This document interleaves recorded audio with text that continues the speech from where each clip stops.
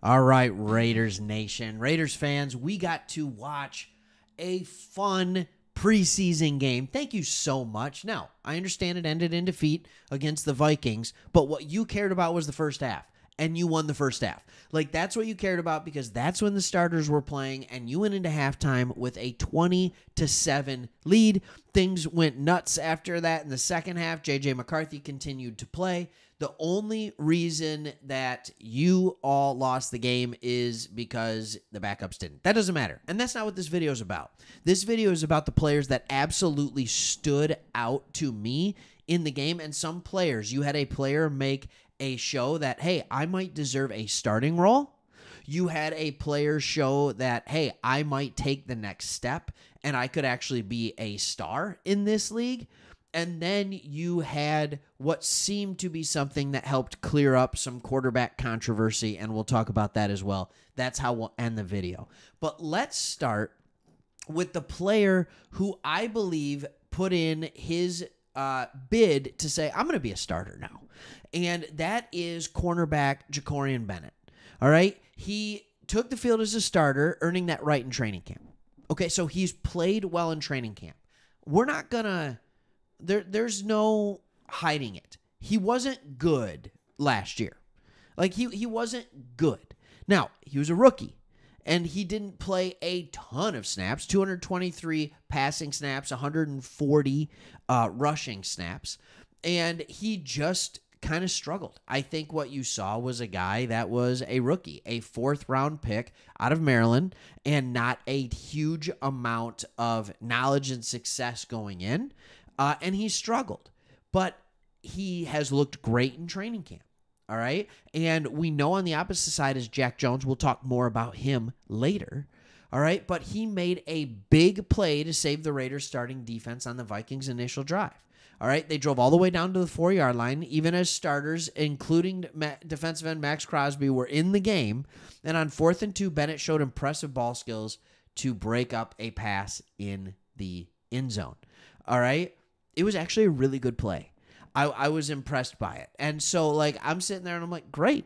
He balled out when he was supposed to. Bend but don't break. I know that's not the motto of the Raiders defense, but for a guy that is looking to contribute to this team in a starting level, it was good to see him step up when he absolutely needed to step up. So, Jacorian Bennett, that is a guy that I'm going to sit here, I'm going to tell you, hey, just maybe, just maybe, he has a place, all right?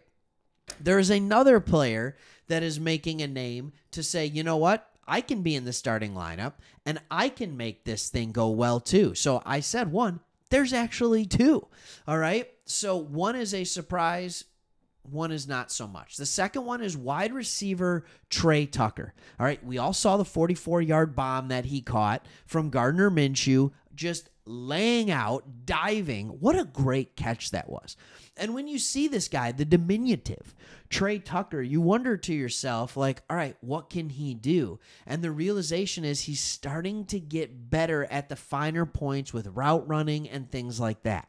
He came in last year as a speedster, an absolute speedster out of Cincinnati.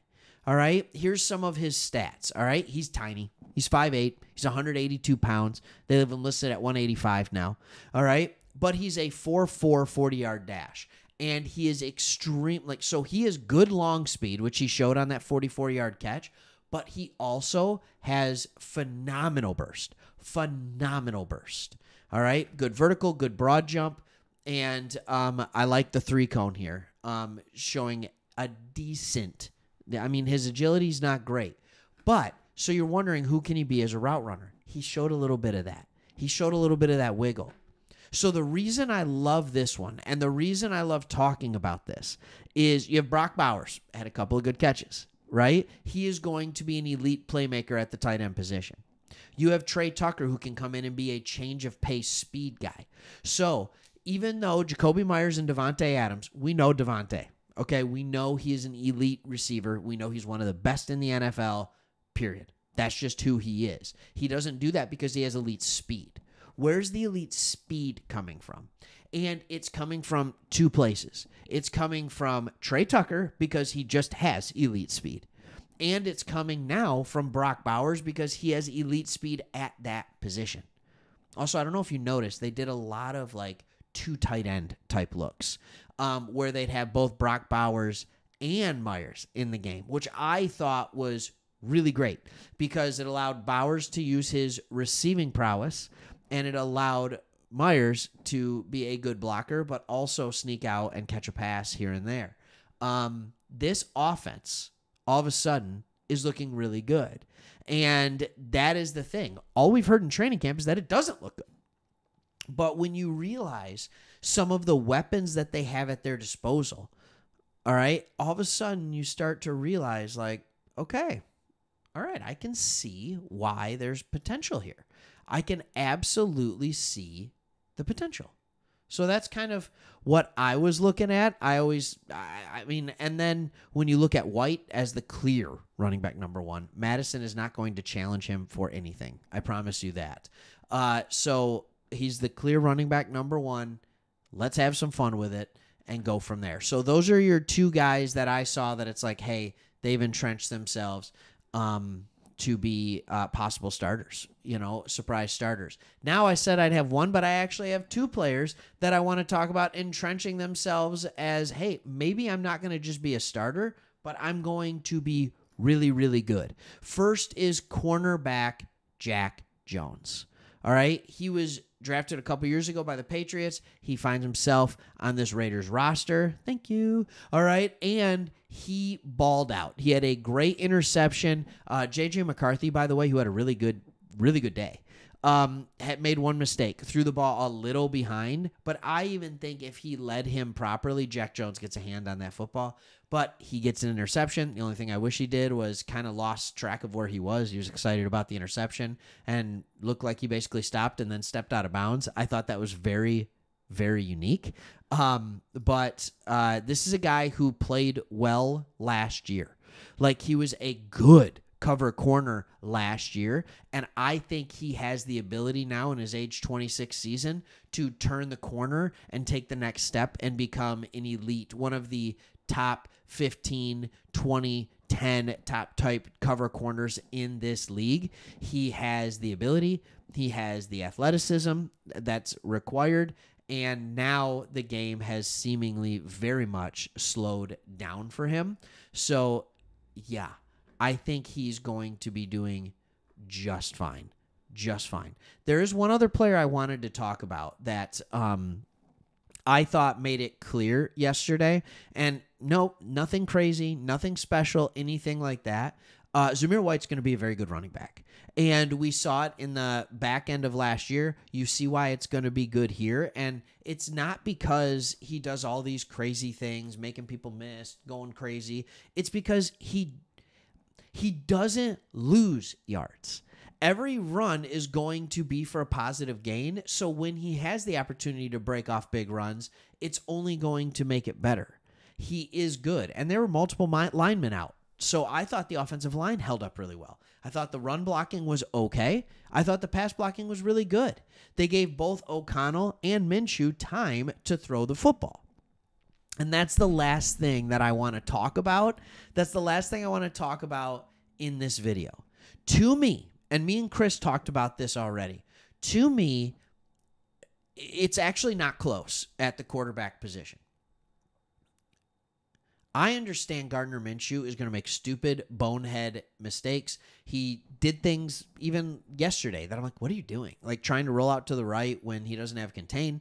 He has a tendency to float back in the pocket rather than step up into the pocket. Hopefully Getsy can get him to do the right thing and start stepping up.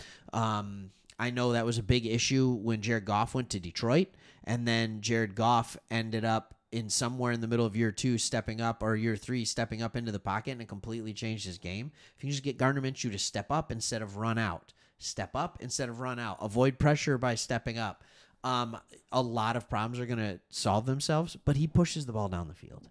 And when you have Brock Bowers, when you have Trey Turner, when you have Devontae Adams, when you want to lean on a running game, you need to be able to push the ball down the field.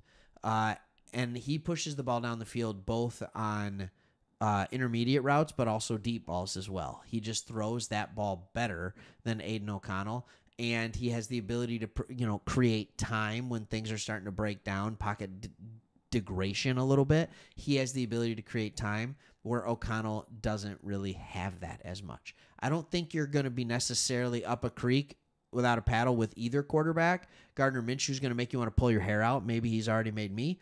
But like, I'm just telling you, I think this is the guy that is the best to lead your team if you want to win this year. All right. Thanks for watching. Hopefully all that makes some sense. I had a blast watching the Raiders. If you're new to this channel, if you're not familiar with what we do, we talk NFL football. All right. We are Lions fans. You see the Barry Sanders stuff here. We got Hutch. I just pointed at myself. We got Hutch. Jersey back there. We don't shy away from that, but I love watching. I just love the NFL. And so we started this channel, Chris and I, a little over a year ago. I think it was in June of last year that we started this channel, and we're like, let's just talk football. And it's been great. A lot of good response, but we like talking Raiders football. We think they're a team that has a good chance. Last year, one of the teams that we talked about a ton during this time was the Texans, because we thought the Texans had a chance to do something. And I'm telling you, it was really nice. Like, after hearing all the reports about how the defense is dominating the offense and the offense is really struggling, to watch them open it up. Now, teams don't usually do that in the preseason, so they probably caught the Vikings off guard a little bit. But to watch them open it up and watch quarterbacks, both of them, execute the plan was really, really good to see, because I think there's enough weapons on this offense to make it a serviceable offense so that really good defense can take you home. So, yeah, there you go. Hit that subscribe button if you haven't already. Love to have you subscribed. And you know what? See you on the next one, hopefully.